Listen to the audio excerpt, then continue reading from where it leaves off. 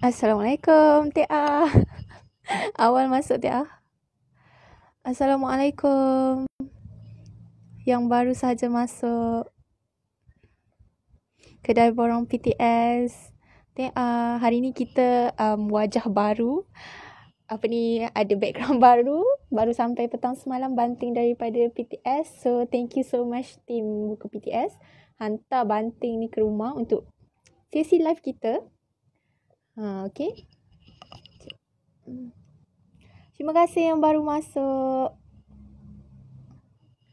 Okey, kita dah pun masuk ke minggu kedua untuk sesi live bersama saya sepanjang Ramadan ni. Sebelum tu, Assalamualaikum dan salam Ramadan ke-8. 8 ke-7 hari ni So, selamat menjalani ibadah puasa. Dan saya akan bersiaran langsung. Saya Nadia akan bersiaran langsung daripada di IG live buku PTS sepanjang Ramadan ni. Isnin hingga Jumaat jam 12 hingga 12.30 tengah hari. Okay? Jadi, minggu lepas, Jumaat lepas, kita dah bincangkan buku ketiga daripada siri Kembara Menuju Allah. Dan hari ini kita akan sambung beberapa lagi isi yang menarik daripada buku ni.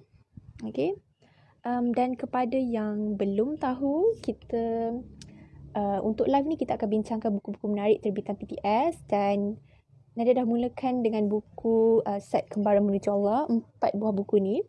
Dan kita dah pun masuk ke buku yang ketiga. Dan yang mana yang terlepas, sesi live kita boleh tonton siaran ulangan di IGTV buku PTS. Okay? Okay. So, tak apa, kita mulakan sesi live hari ni. Okay. Untuk buku ketiga daripada siri Kembara Menuju Allah ni, buat yang belum tahu, buku ni bertemakan motivasi, peringatan, muhasabah diri, dan ada juga diselitkan petikan ayat Al-Quran, petikan hadis, checklist muhasabah diri, tips yang praktikal dan banyak lagi. So, dalam buku ni dia nipis sahaja, kurang 200 muka surat dan dalam dia berwarna-warni, nampak? Okay, berwarna-warni dan ada macam quotes ringkas and then macam-macam lagi lah. Itu yang menariknya lah dengan buku ni, dan sesuai sangat untuk yang baru nak mula membaca. Dan juga sesuai untuk dihadiahkan kepada orang lain. Okay. Terima kasih yang baru masuk. Asri, Syukriyahya, Milas. Thank you. Okay, so jom kita discuss buku ni. Sebelum tu, kalau yang tak masuk live semalam, buku ni berkonsepkan pengakhiran hidup macam tu. Macam tajuknya, Ya Allah, kepadamu aku kembali. So, temanya lebih banyak menuju ke arah macam mana kita, persiapan kita untuk menuju alam akhirat nanti. Macam tu, okay? Dan dalam buku ni banyak refleksi tentang pengakhiran hidup. Macam mana kita nak dapat husnul khatimah, tentang peringatan tentang azab kubur dan macam-macam lagi. Okay, apa lagi? So, kita nak recap sikit daripada yang semalam. Semalam kita ada bincangkan tentang cara mengingati mati. So, kalau yang join semalam mungkin ingat lagi. Cara kita nak mengingati mati adalah menjenguk orang sakit. Okay? Sebab bila kita tengok orang sakit ni akan rasa macam, rasa macam kita pun akan mati nanti. Macam tu. Jenguk orang sakit. And then hantar jenazah ke kubur. Kemudian menziarahi keluarga si mati. Dan juga menziarahi kubur. Itulah antara perkara yang kita boleh lakukan untuk mengingati mati yang saya sentuh semalam. Kemudian semalam juga kita ada bincangkan tentang bagaimana nak dapatkan husnul khatimah. Antaranya adalah sentiasa melakukan amal soleh, sebab kita tak tahu bila kan kematian kita, dan kita harapkan kematian kita tu semasa kita melakukan amal soleh macam tu. And then banyakkan menyebut la ilaha illallah, zikir tu. And then dah mati dalam mempertahankan agama, mempertahankan harta, mempertahankan maruah diri dan meninggal pada hari Jumaat. Itu antara tanda-tanda husnul khatimah. Okay? Jadi hari ni kita akan sambung beberapa input menarik daripada buku ni. Dan kepada yang ada soalan ataupun nak share anything, boleh tulis di ruangan komen. Nanti saya akan bacakan. Okay?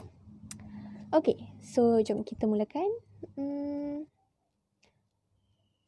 Okay, first saya nak kongsikan satu doa daripada hadis yang direkodkan oleh Imam Muslim dalam Sahih Muslim tentang siksa kubur. Okay? Dan kita sebagai Muslim, sebagai orang yang beriman, memang perlu percaya adanya siksa kubur dan kita pun perlu berdoa supaya kita dijauhkan daripada siksa tersebut. Okay? Dan ini adalah doa doa yang diamalkan oleh Rasulullah SAW. Okay, doa ni rasanya semua pun pernah dengar. Allahumma inni a'udzubika min azabi jahannam wa min azabil qabri wa min fitnatil mahya wal mamat wa min syarri fitnatil masihid dajjal. Yang bermaksud, ya Allah, sesungguhnya aku berlindung kepadamu dari siksaan kubur, siksa neraka jahannam, fitnah kehidupan dan sesudah mati, serta dari kejahatan fitnah Al-Masih Dajjal.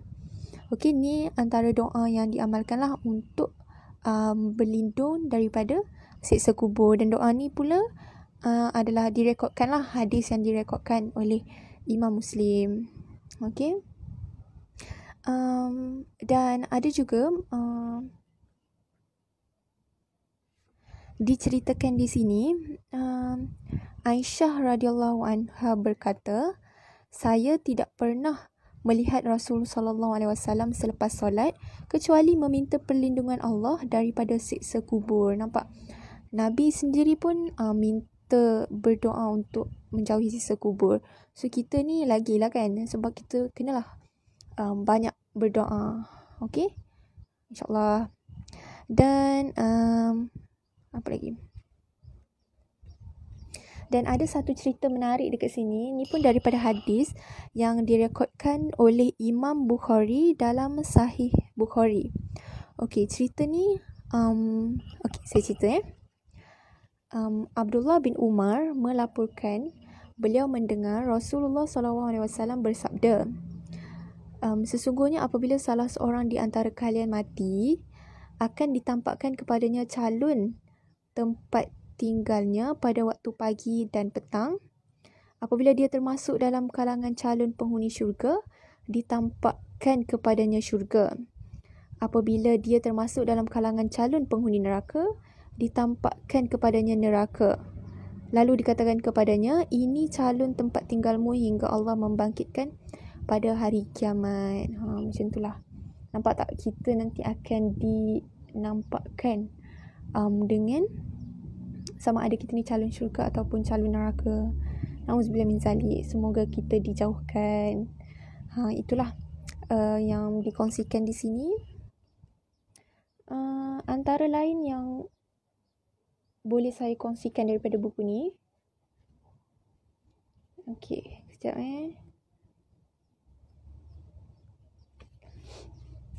Okey, dalam ni juga bukan selain daripada petikan hadis ataupun ayat Al-Quran, ada juga diselipkan tips. Okey, so saya berminat nak share satu tips ni. Tips apabila terdapat kematian mengejut. Okey. Bila kita dengar satu berita tentang kematian mengejut, macam kat rumah ke macam tu, apa yang kita perlu buat? So, penulis dalam ni ada kongsikan. Pertama sekali, hubungi balai polis berdekatan dan maklumkan ada kematian. Jika kematian di hospital, maka tak perlu ke balai polis. Ni macam kematian mengejut lah yang berlaku di rumah, yang kita pun tak tahu nak buat apa, yang gelabah-gelabah je kan. So, pertama sekali adalah kita hubungi balai polis. Okey. Kedua, angkat jenazah dan baringkan di tempat yang sesuai. So, kat sini penulis nak cakap lah yang kita tak perlu takut.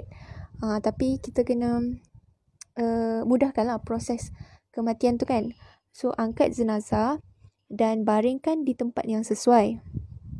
Sebolehnya, cuba tukar pakaian jenazah agar senang urusan selanjutnya. Tutup jenazah dengan kain yang sesuai. Okey, itu yang kedua. Bila berlakunya kematian mengejut, kita angkat jenazah tu dan baringkan di tempat yang sesuai. Kalau boleh, cuba tukar baju yang bersesuaian untuk senang proses selanjutnya nanti. Dan tutup jenazah dengan kain yang sesuai. Okey. Terima kasih yang baru masuk, Farah, Ayudia. Sekejap. Okey.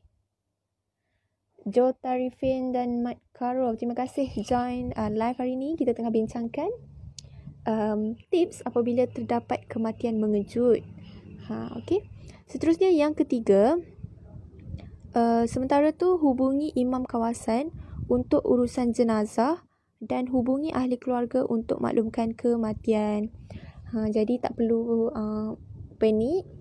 Hubungi imam kawasan untuk proses selanjutnya dan juga hubungi ahli keluarga untuk maklumkan tentang kematian. Okey.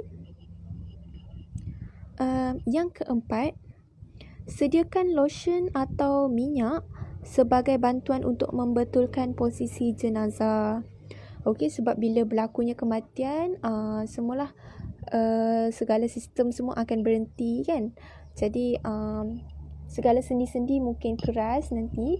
So sementara nak tunggu pengurusan jenazah semua, sediakan lotion atau minyak untuk betulkan posisi jenazah. Kelima, sediakan wang untuk pengurusan jenazah. Sekurang-kurangnya RM2,000.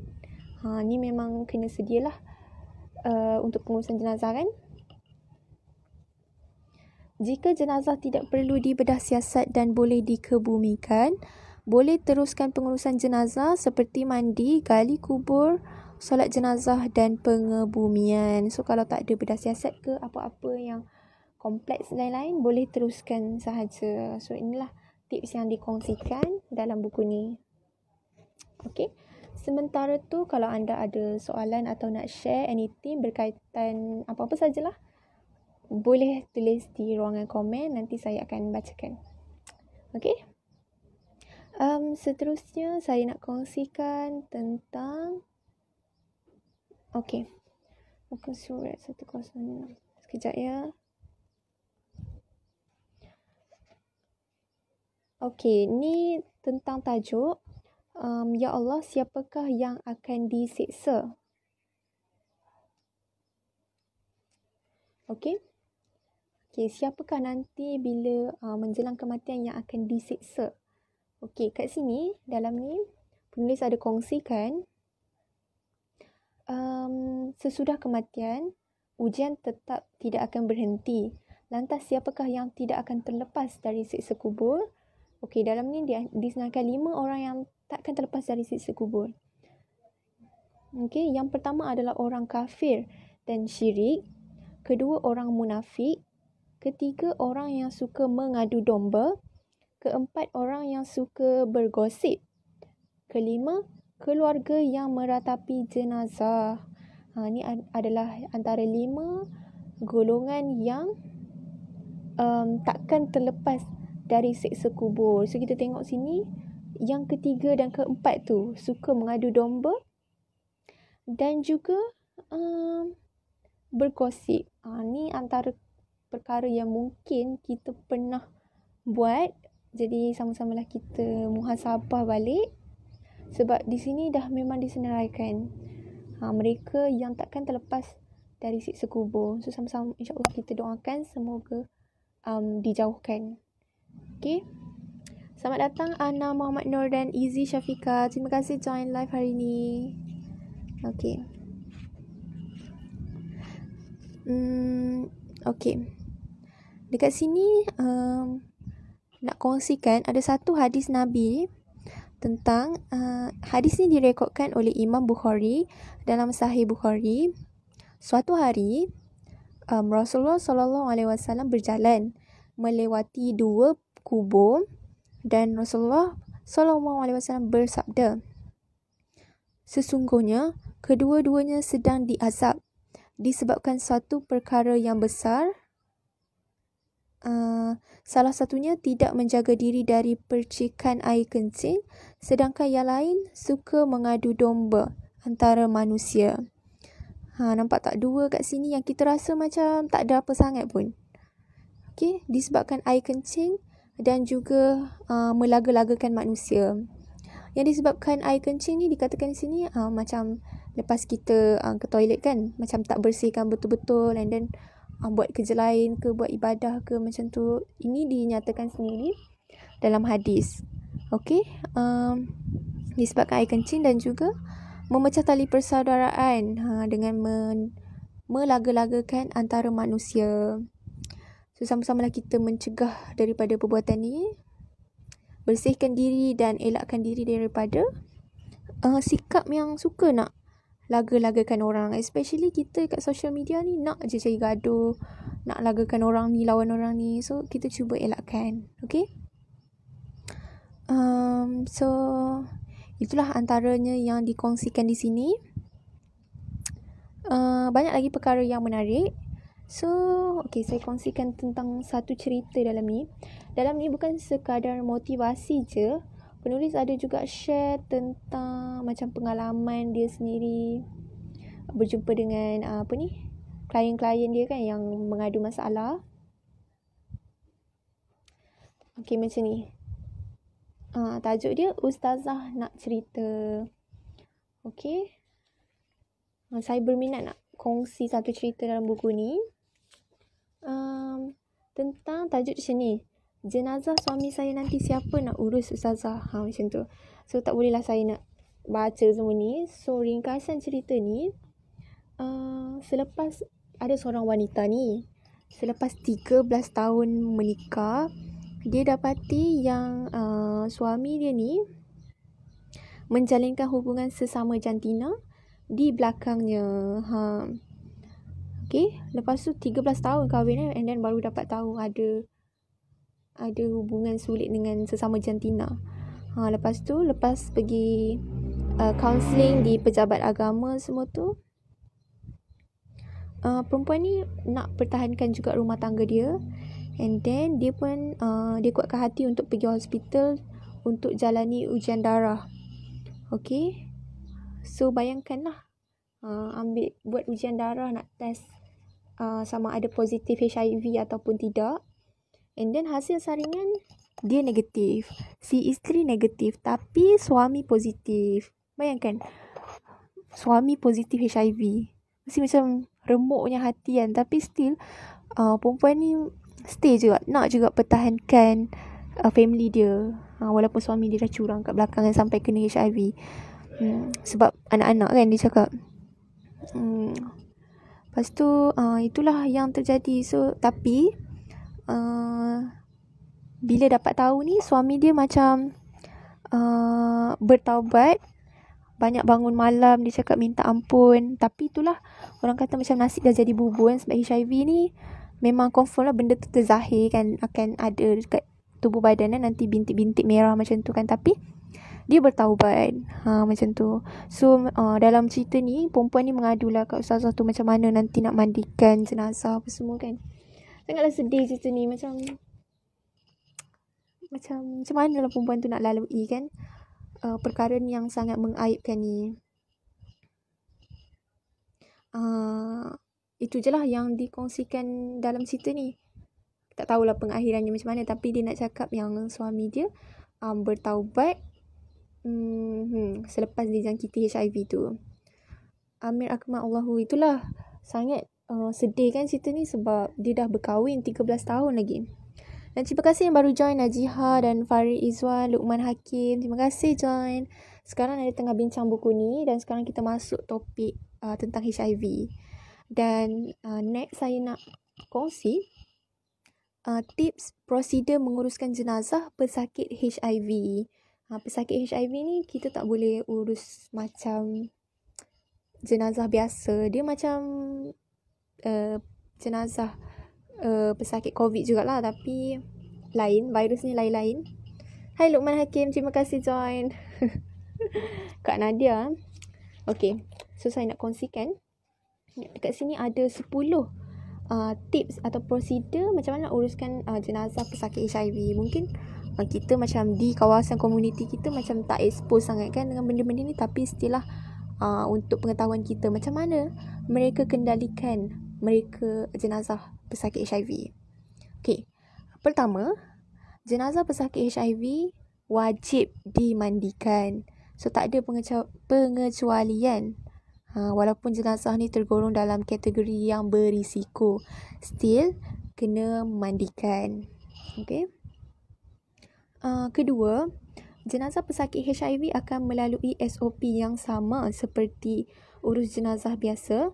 Bezanya adalah ciri-ciri keselamatan yang lebih ketat. Sebab kita nak lindungi mereka yang menguruskan jenazah tu daripada terkena jangkitan. Dan juga nanti selepas siap semua tu pun nak make sure virus tu tak keluar kan, tak merebak.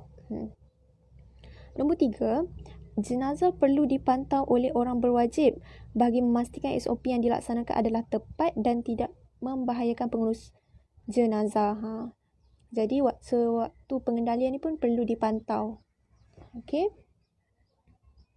Yang keempat, setiap pengurus jenazah perlu memakai penutup mulut, apron plastik, kasut boot getah dan sarung tangan plastik. Ni macam kita tengok pengurusan kes COVID-19 kan?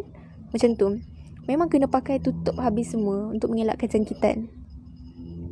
And then yang kelima, sebelum memandikan jenazah seperti jenazah lain, jenazah ni akan disiram dengan cecair peluntur terlebih dahulu sebagai pembasmi kuman. Sukatan khas yang ditetapkan ialah 1/10. Itu bezanya jenazah HIV dan orang biasa. Mereka ni kena siram dengan cecair peluntur. Seterusnya yang keenam, pengurus jenazah juga sebaiknya elakkan sebarang luka pada anggota badan sendiri ketika mengendalikan pengurusan jenazah HIV ini. Jadi yang nak menguruskan pun kena elakkan ada luka pada tubuh badan, sebab luka-luka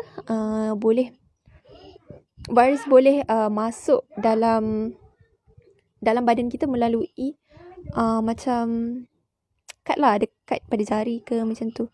So sangat berisiko lah. Tapi sebenarnya lah, info sikit, sebenarnya sama je untuk kita yang lain ni pun, yang tak ada apa ni pun. Kalau kita ada luka atau something, kalau kita pegang mereka yang macam ada penyakit macam tu, berisiko tinggi lah untuk dapat jangkitan. Okay. Seterusnya yang ketujuh, jika terdapat sebarang luka pada tubuh badan jenazah, tutup dengan 2 lapisan kapas atau gauze yang telah direndam dengan sodium hypochlorite 10%. Ni kalau ada luka pada badan jenazah. Okey, Nana, Ismi, Hayati, Mohidin dan Aisyah, selamat datang ke live hari ni. Okey, dengan background baru hari ni daripada tim PTS hantar semalam. So terima kasih join.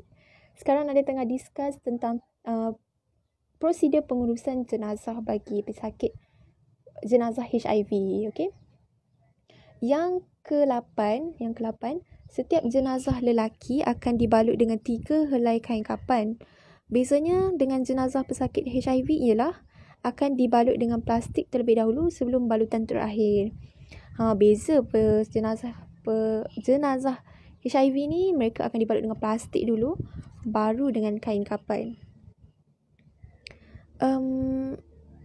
Dan perlu diingatkan bahawa kaedah ni bukan untuk mengaibkan jenazah. Sebaliknya menjaga maruahnya dengan pengurusan jenazah yang tepat dan sebagai langkah berjaga-jaga untuk elakkan penularan penyakit lain kepada orang sekeliling. So macam balut plastik ni bukanlah untuk aibkan, tapi lebih kepada nak mencegah penularan penyakit tu. Nombor 10, Pengurusan jenazah begini tidak hanya dihaskan untuk jenazah pesakit HIV sahaja, malah untuk semua jenazah yang termasuk dalam kategori berisiko seperti ada penyakit berjangkit ataupun hasil pembunuhan yang berhari-hari. Itulah antara info barulah untuk kita tentang bagaimana menguruskan jenazah berisiko seperti HIV. So, itulah yang dikongsikan kat sini. Sama-samalah kita doakan semoga perakhiran kita baik. Elakkanlah macam mana dapat HIV ni. Memang ada dua cara nak dapat HIV ni. Satu melalui perkongsian jarum untuk share dadah kan. Suntikan jarum untuk share dadah. And yang kedua hubungan seksual lah. So sama-samalah kita berwaspada. Dan buat yang terlepas tadi saya kongsikan lah, ada cerita tadi mengenai seorang lelaki yang terkena HIV sebab hubungan seksual sesama jantina. Sama-sama kita doakan semoga kita terhindar daripada perkara-perkara macam tu. Okay? Okay. Last mungkin saya nak share pintu-pintu syurga. Ini pun menarik juga. Dikongsikan dekat sini. Menurut hadis daripada Sahal bin Sa'ad, Nabi Muhammad SAW menyatakan syurga mempunyai 8 pintu. 8 nama pintu ini dapat diketahui dengan merujuk beberapa hadis. 8 pintu syurga ya. Jadi pintu yang pertama adalah pintu Ar-Rayyan. Dan pintu ini dimasuki oleh ahli puasa. Yang rajin berpuasa, inilah pintunya. Pintu Ar-Rayyan untuk mereka yang berpuasa. Seterusnya pintu solat. Pintu yang dimasuki oleh ahli ibadah solat. Seterusnya pintu jihad. Yang dimasuki oleh ahli jihad termasuklah golongan jihad secara fizikal ataupun jihad kerana menuntut ilmu dan sebagainya. Jihad lah. Okay. 1, 2, 3. And then keempat adalah pintu sedekah. Pintu yang dibuka untuk golongan suka bersedekah dan infakkan harta ke jalan yang diredai Allah. Termasuk juga ahli zakat.